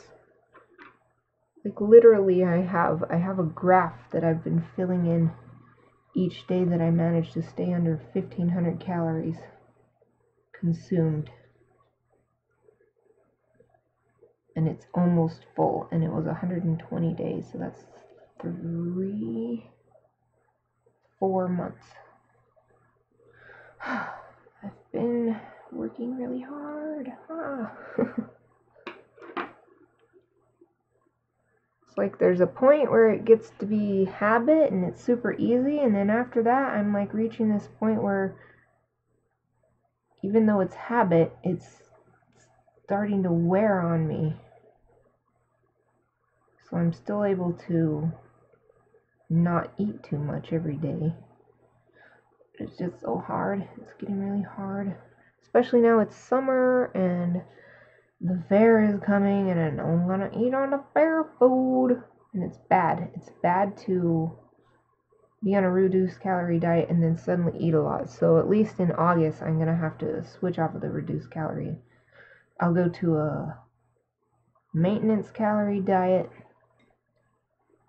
And then by the time the fair comes, hopefully my body won't be like, oh, look at all this extra food we're getting, we better store it as fat. Hopefully that won't happen, because there's no way I'm not eating my fair food. That is my annual tradition, almost ever since I moved out here to Boise. I love going to the fair. Alright, let's keep working.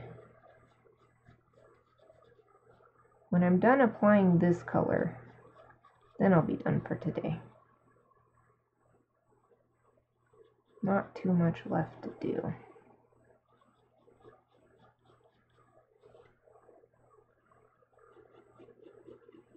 I can't wait to take a step back and look at this. Look at the changes I've made today. See what I think I need to work on further. I'm sure I still need to work on this nest though, because this is just totally, this looks like cartoonish in comparison to this stuff. So I definitely need to work on that some more before I'm done with this coloring. But even that still won't be done when I'm done with the coloring. I've still got to do all the little detail work. I need to add highlights with cutting and or gouache, and I need to add little details with ink, with black ink, and either with white gouache or white ink. And what else? Gotta finish the border. That's another reason I should look at my January Gryphon so I can make sure I'm not missing any details that I want to add. Because I'm going to need to get this framed pretty much right away. So I won't have time to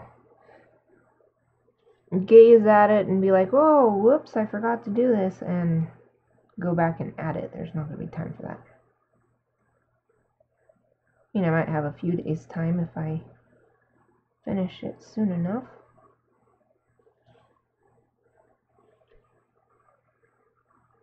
Even though I need to finish this fast, so I should probably be spending a lot more time on it day to day. I think it is good to take a break. So that way I'm always working on it fresh every day.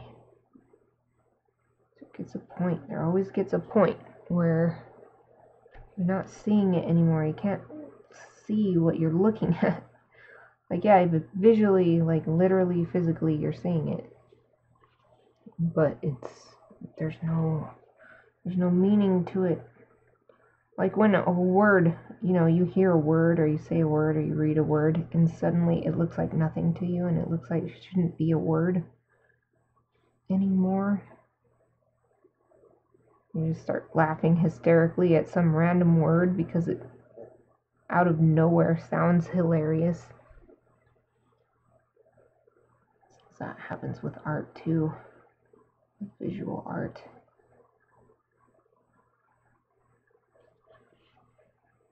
It's like you see, but you don't comprehend. That's the difference I think I'm trying to get at. Okay, I'll finish the top and then I'll move to the bottom so that I can rest my hand here.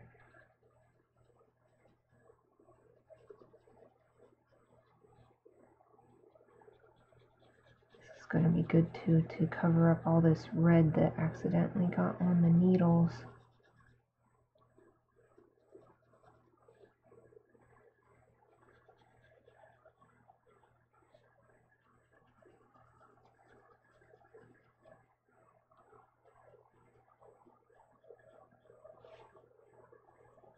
I really hope the judges like this piece. Okay, these are supposed to be light green. Last year I was kind of sad because even though I got an honorable mention ribbon where they decided to hang my piece for the actual exhibition was all sad and like low to the ground, and since it's a small piece, it's like people couldn't see it very well. I wonder how many people actually even noticed it because it was like way below waist level. It was almost at foot level. It was at the very bottom of the boards they hang them on. Super disappointing. Like, I couldn't find my own piece at first because it was so poorly placed. Maybe they figured getting the ribbon was compensation for that. Hopefully they have more space this year so that they don't have problems with that, with having to hang stuff not at least somewhat close to eye level. I wish this little gnat would get the heck out of here. No, don't land on my painting. Get the heck out. so little, I don't know if the camera is even catching it. It's been flying around for a while. It's probably attracted to my water.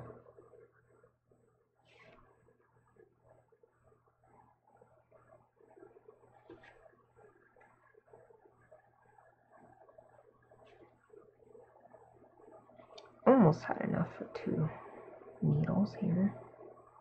Almost.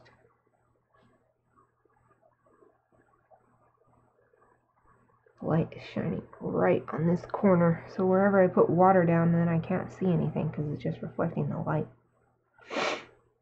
You know, hold my head to the side here. Yosh! Looking good.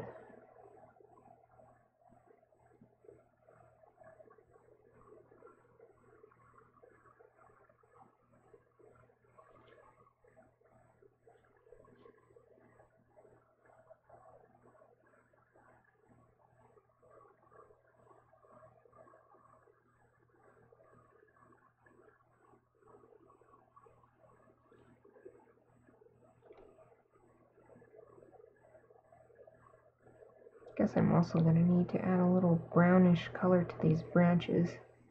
So even though they have a gray tone to them, you can still see like a yellowish brown. Especially where these needles grow out. Oh goodness, dropped my brush. Why does that happen to me? That just randomly happens to me. I'd be like, fine, and then suddenly I'm throwing my pencil, my brush, my whatever, throwing it across the room.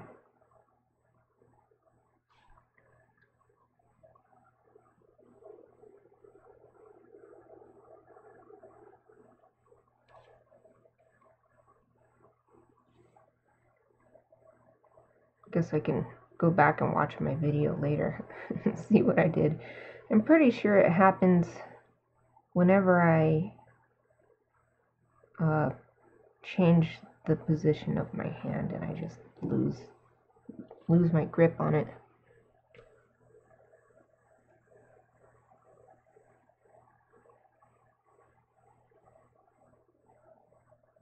Oh, I can't wait for the fair. I love the fair. It's just so fun.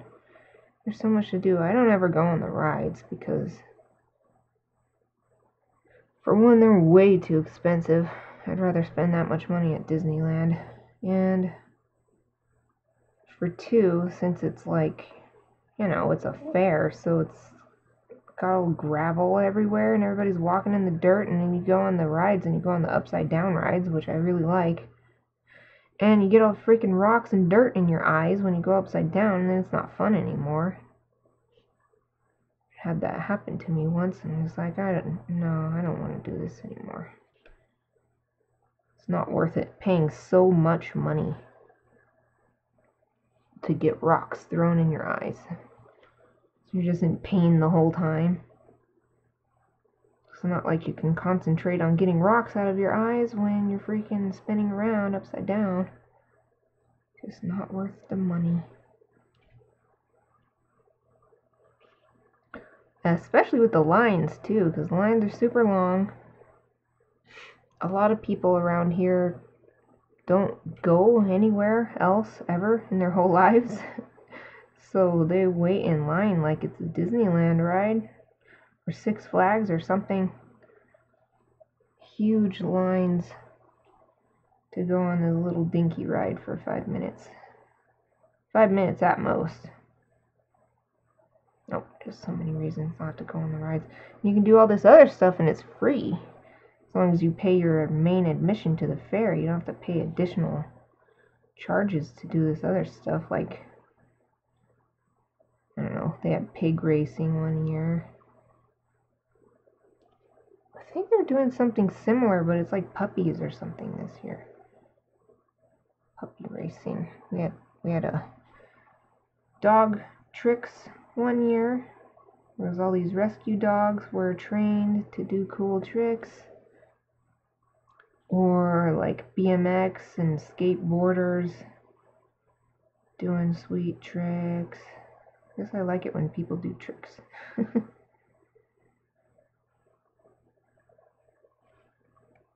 Yeah. Oh, that stuff's free.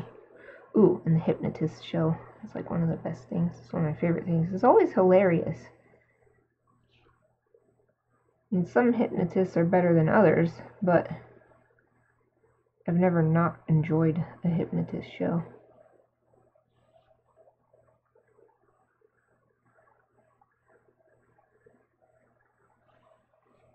I almost got hypnotized once at my senior graduation party. It was the first hypnotist show I ever went to as well, and the style of hypnotism that this guy used was totally working on me, because he had these big speakers and he like started playing a track that had all these big drums, just, you know, like boom, boom, boom, or whatever. And it was like super relaxing, and I started getting hypnotized. I woke myself up because I did not want to go on stage.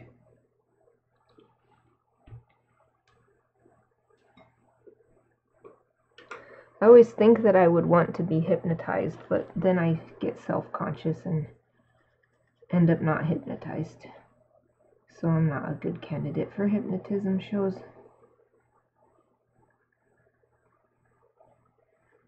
I think I'm going to do these two a different color too, and then that way this little mistake I made over here won't be as evident. Ah, my stomach is rumbling. Ah, no wonder it's actually after my lunchtime. Well, I'm almost done here. Just this little corner, and that'll be it for today.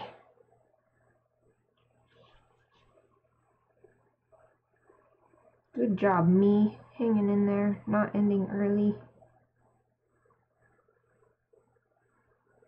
It's really hard sometimes to keep going when I'm working on something like this, where it's like monotonous, having to fill in all the little details, but I'm always happy with the end result.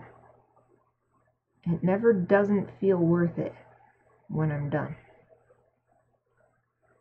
Just gotta keep working, keep going. Right here, I'm gonna be careful, because I'm gonna try not to get these diagonal needles, so that way they'll stand out.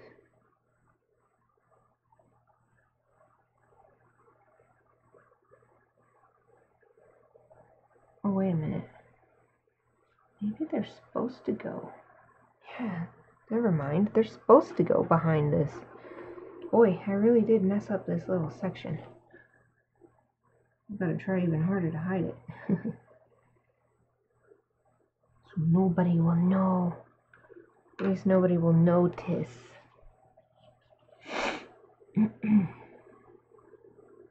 Darn nose. Darn allergies or whatever it is.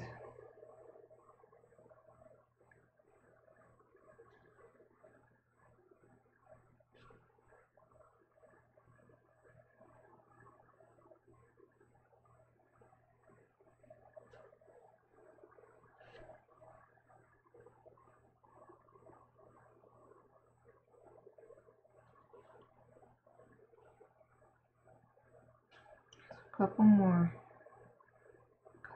needles.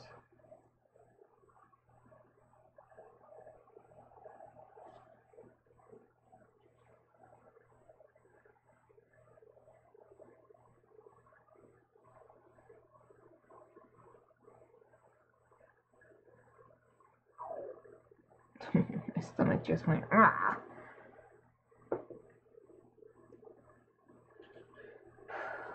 That is standing out, but actually I'm gonna use this bright green one on them. Make them stand out, but not because they are a totally different color than all the other needles, which is what's happening right now.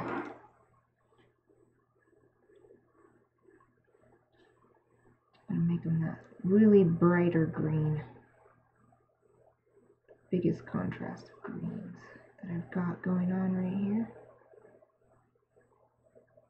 Yes, that's perfect. Looks great.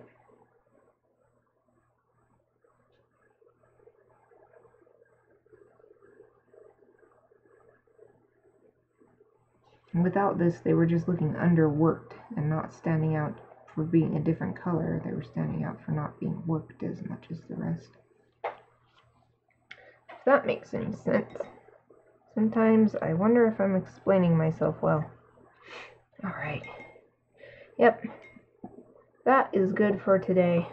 I think I got this foot. I think I'm going to be happier with this foot. It's much darker. It's much closer to this. Got a little darker here. I worked this so that it looks much closer to how well this area is worked. Got this eye a little more done. Got a lot more done on these flowers. They might even be good to go. And got at least a variety of greens on these needles. I might want to do more just to get an idea of what's in shadow, you know, like a little darkness here or here, some of these. But for now, that's my 2 hours of streaming, so I'm gonna call it good. I'll come back to it tomorrow. Thank you for watching.